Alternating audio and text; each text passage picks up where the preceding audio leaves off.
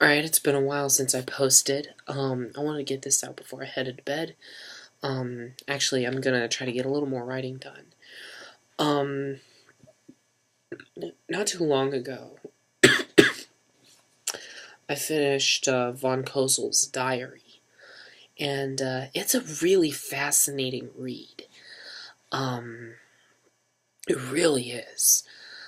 You get a really unique look inside of the mind of a guy who was most definitely obsessed with somebody, but also probably had signs of mental illness. I don't quite know what, but, the thing that really impressed me about it was how true Tom Swicegood stayed to the story as Karl told it. And I just started reading Undying Love right here by Ben Harrison, and so far, I think Tom Swicegood's book is one of the most accurate portrayals of the von Kosel story that I can think of. And that was something I kind of wanted to talk about with this particular episode, which is when a story starts to really come together and you actually start to really see the movie and how joyful it is, I know for me, one of my favorite moments of structuring a story is when I can connect the dots on something, whether it's a work of fiction or, in this case, a work of nonfiction, because what I'm seeing is so much consensus on things that happened.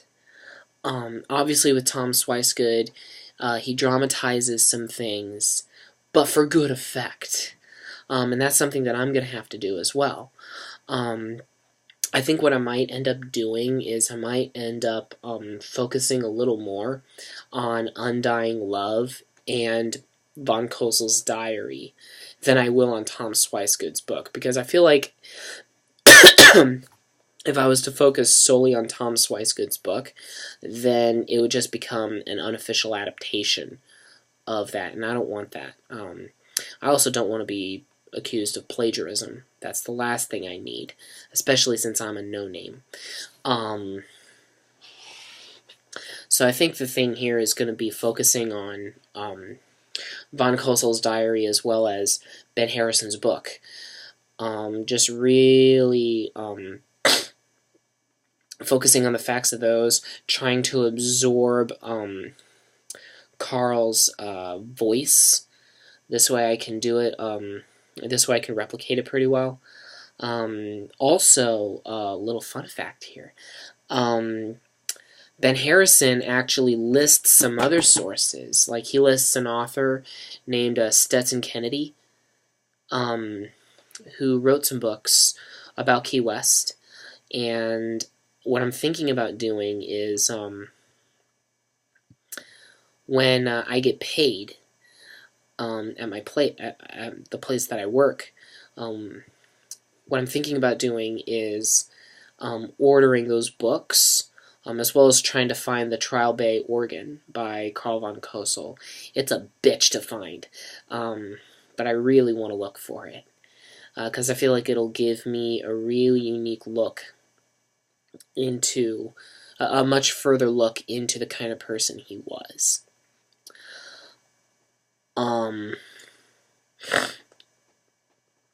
One thing that, one question though that I have in this whole thing, and this is something that someone else brought up, but I think it's fair,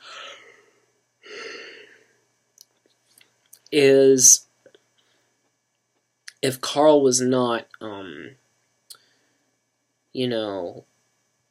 in love with his wife, because he was married to a woman who was half his age named Doris, with whom he had 2 daughters.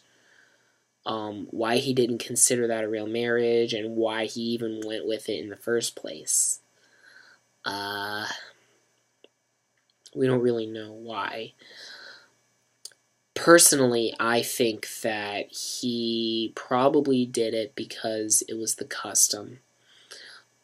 He probably... he may have been forced into it. Who knows. But it's very clear that he did not love Doris Tansler, and nor did he love his daughters. Which does raise some questions for me, as far as his mental state.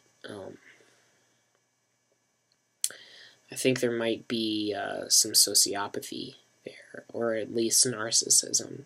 I mean, I kind of suspected possible sociopathy from reading it, but at first I wasn't, like, sure about it.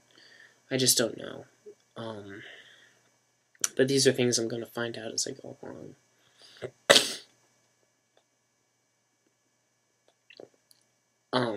So anyway, that's all.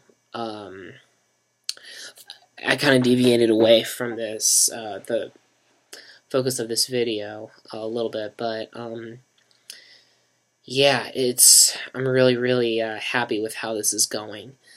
I can see the movie coming into view.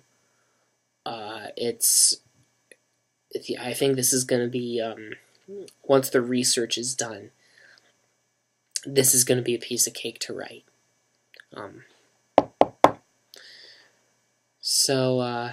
Anyway, that's all. Let